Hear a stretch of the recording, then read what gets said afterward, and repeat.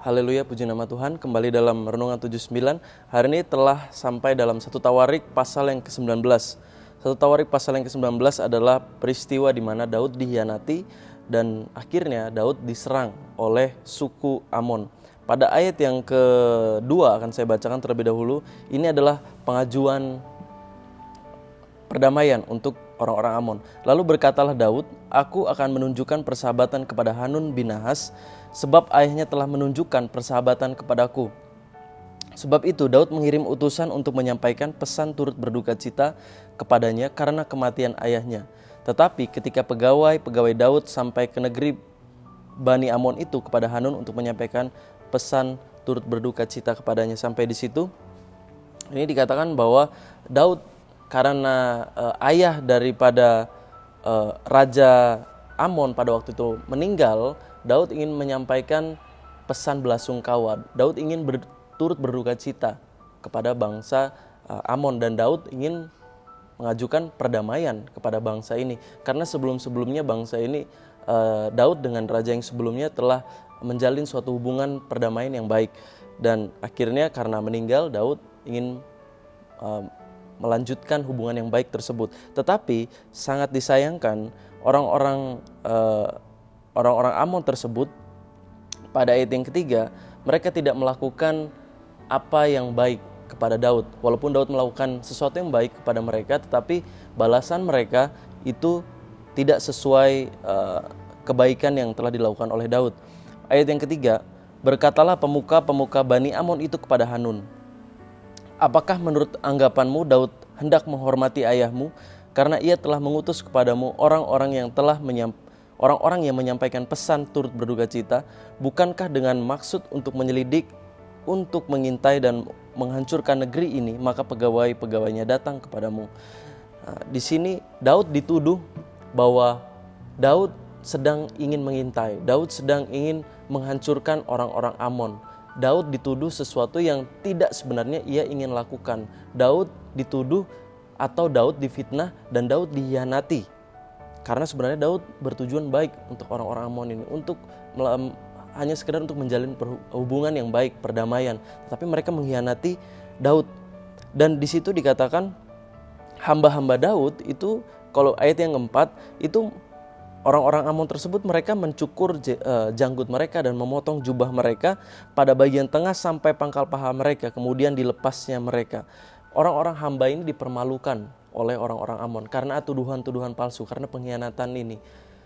Dan bukan hanya sekedar mereka mempermalukan hamba-hamba daripada Daud, orang-orang Amon ini mereka justru malah ingin menyerang Daud yang hanya ingin melakukan suatu perdamaian. Orang-orang ini malah mengajak suku-suku lain untuk menyerang bangsa Israel, untuk menyerang Daud. Pada ayat yang ke-6, setelah dilihat Bani Amon bahwa mereka telah membuat dirinya dibenci oleh Daud, maka Hanun dan Bani Amon itu mengirim 1.000 talenta perak untuk menyewa kereta dan orang-orang berkuda dari Aram Mesopotamia dan Aram Makkah dan Aram Zoba. Jadi orang-orang Amon mereka mengajak bangsa-bangsa lain, orang-orang Aram, untuk menyerang Daud.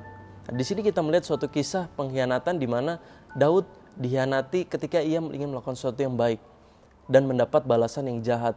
Dan sebagai manusia kita pun pernah sering mengalami hal tersebut.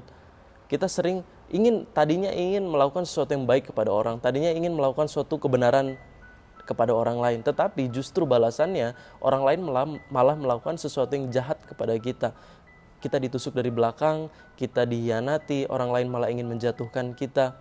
Dan itu bisa terjadi kepada siapa saja dan oleh siapa saja. Itu bisa terjadi oleh teman-teman kita, keluarga kita, bahkan orang-orang terdekat kita.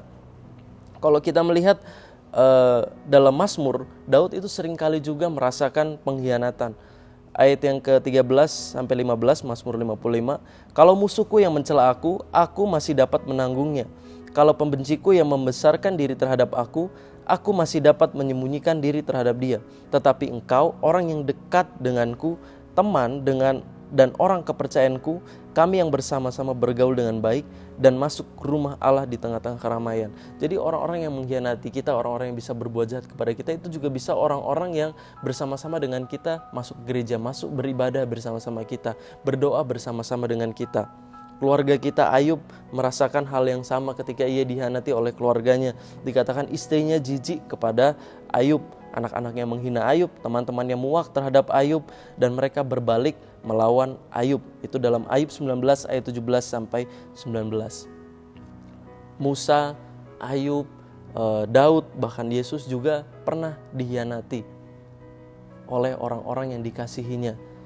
Tetapi walaupun adanya pengkhianatan yang kita alami, yang orang-orang tokoh-tokoh dalam Alkitab alami, Yesus menasihati kita bahwa jangan sampai kita menyimpan suatu akar pahit. Walaupun orang lain berbuat sesuatu yang jahat kepada kita, berbuat sesuatu yang tidak berkenan kepada kita, jangan kita menyimpan akar pahit, karena sesungguhnya akar pahit itu hanya menambahkan kesusahan kita.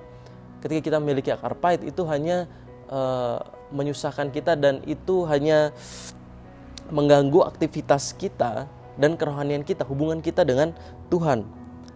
Dalam ayat Ibrani 12 ayat yang ke-15, jagalah supaya jangan ada seorang pun menjauhkan diri dari kasih karunia Allah, agar jangan tumbuh akar yang pahit yang menimbulkan kerusuhan dan yang mencemarkan banyak orang. Jadi akar pahit itu dapat membuat kericuhan, malah akan menambah masalah di dalam kehidupan kita dan akan mencemarkan banyak orang juga. Ketika kita memiliki akar pahit, ketika kita berinteraksi dengan orang lain, kita mungkin juga akan terbawa dengan akar pahit itu, dan mungkin kita akan melakukan sesuatu yang jahat juga kepada orang lain karena akar pahit tersebut. Jadi Alkitab menasihatkan kita supaya kita jangan menyimpan suatu dendam, supaya kita jangan menyimpan kesalahan orang lain. Walaupun orang lain melakukan sesuatu yang jahat kepada kita, jangan kita menyimpan kesalahan orang lain.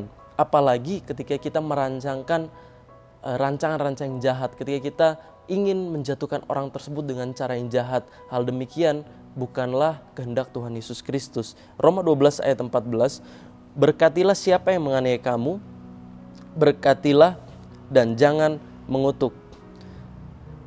Markus 11 ayat 25, dan jika kamu berdiri untuk berdoa, ampunilah dahulu sekiranya ada barang sesuatu dalam hatimu terhadap seseorang, supaya juga Bapamu yang di surga mengampuni kesalahan-kesalahanmu. Ini Alkitab mengajarkan kita untuk memberkati orang yang telah mengutuk kita, memberkati orang yang telah berbuat jahat kepada kita dengan kita mendoakan mereka, dengan kita memaafkan mereka.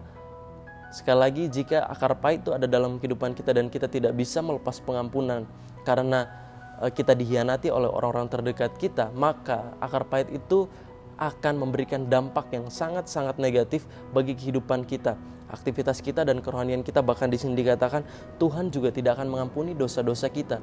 Jadi segala yang buruk, kalau kita menyimpan akar pahit, sebenarnya kita yang lebih menderita daripada orang lain. Orang tersebut, sebenarnya kita yang lebih merasakan dampak negatif tersebut jika kita memiliki akar pahit. Jadi lebih baik ketika kita merasa dikhianati, jangan merancangkan kejahatan kepada orang lain. Biarkan pembalasan itu menjadi haknya Tuhan. Roma 12 ayat yang ke-19, saudara-saudaraku yang kekasih, janganlah kamu sendiri menuntut pembalasan, tetapi berilah tempat kepada murka Allah, sebab ada tertulis, pembalasan itu adalah hakku, akulah yang akan menuntut pembalasan, firman Tuhan. Pembalasan itu adalah haknya Tuhan. Lakukanlah yang baik di mata Tuhan. Jangan rancangkan kejahatan untuk orang lain. Lakukan yang kebaikan menurut Tuhan. Lakukan firman Tuhan. Karena apa? Tuhan juga toh tidak akan membiarkan kita. Tuhan mengerti segala permasalahan dan kesedihan kita ketika kita dikhianati, ketika kita orang-orang berbalik melawan kita. Tuhan melihat segala sesuatunya dan Tuhan tidak akan meninggalkan kita.